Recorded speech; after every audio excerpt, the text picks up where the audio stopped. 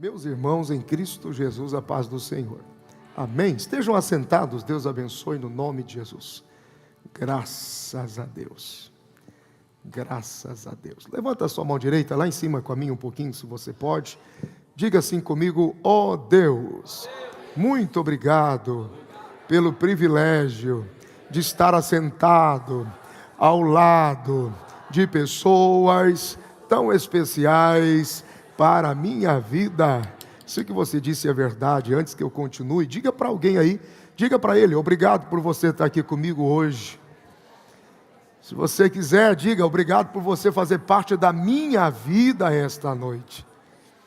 Aleluia, amém, graças a Deus. Tome a Bíblia nas mãos.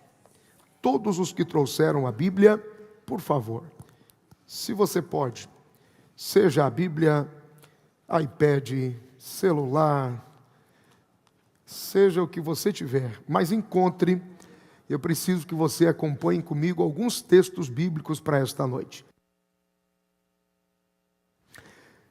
Deus tem dado ao nosso pastor uma direção, e é comum, através de aconselhamentos, pedidos de oração, conversando com irmãos no corredor da igreja, ouvir alguém dizer assim: pastor, eu não sei o que acontece comigo, eu tenho feito tudo certo, tenho até tirado força das fraquezas, escutem por favor, força das fraquezas, para fazer o meu melhor na minha relação com Deus.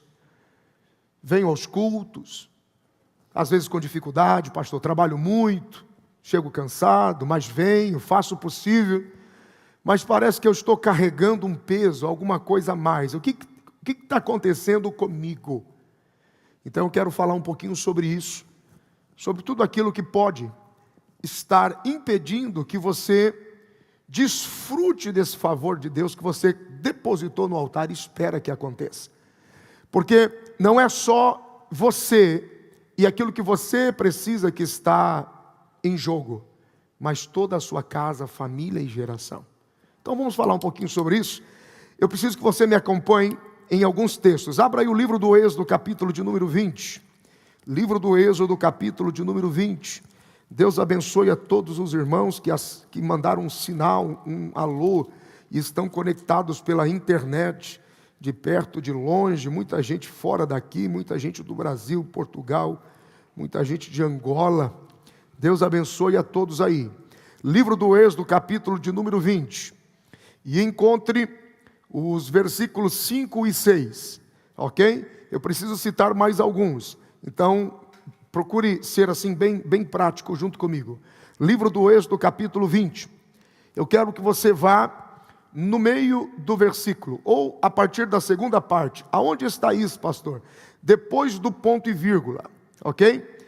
Versículo 5 de Êxodo, capítulo 20. Porque eu, o Senhor teu Deus, sou Deus zeloso, que visito a iniquidade dos pais nos filhos, até a terceira e quarta geração daqueles que me odeiam. Preste atenção no versículo 6.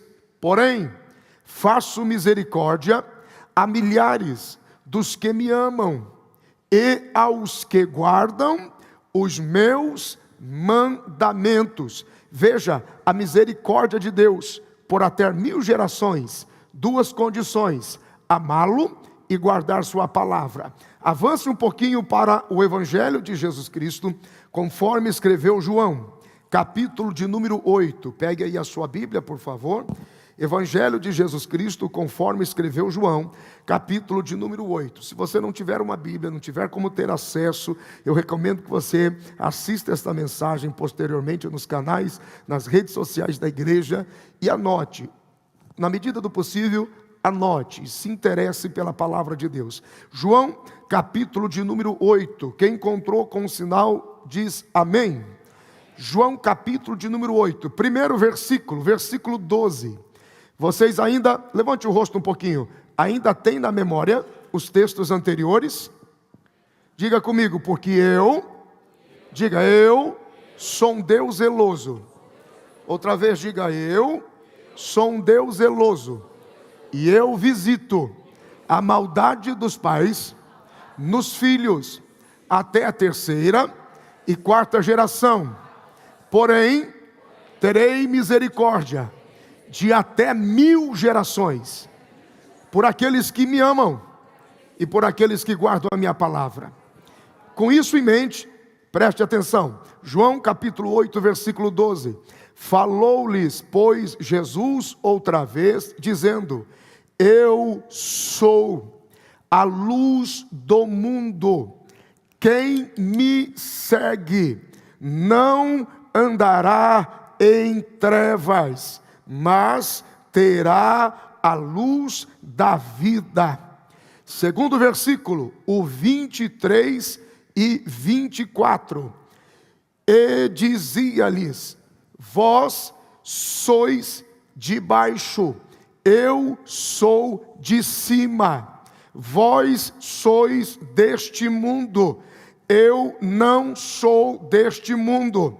Por isso vos disse que morrereis em vossos pecados, porque se não acreditar que eu sou, morrereis em vossos pecados. Último versículo, dois últimos versículos, o 29. E aquele que me enviou está comigo. O Pai não me tem deixado, porque eu faço sempre o que lhe agrada. Lembra da leitura ao contrário? Desagradar a Deus é ser deixado. Veja Jesus, o Pai não me tem deixado só, não me tem deixado sozinho, porque eu faço sempre o que lhe agrada. Último versículo 32. E então conhecereis a verdade, e a verdade vos libertará. Diga graças a Deus. Só os que amam a Bíblia, digam: Deus seja louvado. Aleluia. Veja, a palavra de Deus por si só já nos instrui, já nos aconselha, já nos orienta.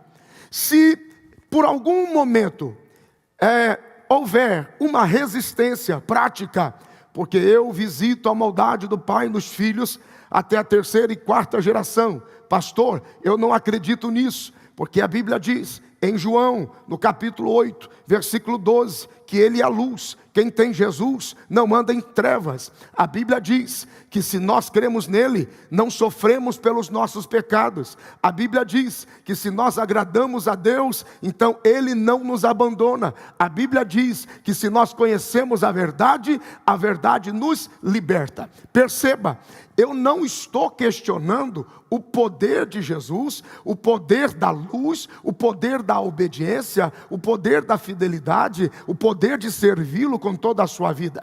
Eu estou perguntando nas entrelinhas, porque os textos me ajudam: quanto desse poder, verdade, luz, graça está ativo em você?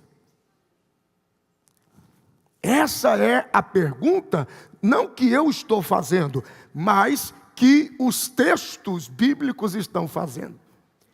Eu me lembro que, pela misericórdia de Deus, quando cheguei à igreja, eu tinha por volta mais ou menos de 9 para 10 anos de idade.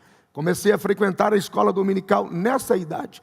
Com 11 anos, eu comecei a aprender música. E com 12 anos, eu já tocava na banda, ainda na época da Assembleia de Deus. Banda marcial. E ali, toquei por 12 anos. Junto a isso, graças à irmã Clarice, que foi a minha professora na escola dominical de adolescentes, fui desenvolvendo o ministério da palavra que o Senhor me confiou. E não é de hoje, mas de muito tempo já, que eu observo a vida, a luta, a batalha de muitos crentes na igreja, que têm até um bom relacionamento com Deus, são até bons frequentadores de culto, mas ainda assim existem áreas específicas da vida, quando não ele, alguém da casa, ou um filho, ou até mesmo um neto, para aqueles que são até mais velhos, há alguma área que não rompe, que não acontece, que não há plenitude de vida. Nós temos muita coisa ao nosso favor: o sangue de Jesus, a graça de Jesus, a palavra de Jesus, a luz de Jesus, o perdão de Jesus, a vida que há em Jesus, as promessas que há em Jesus.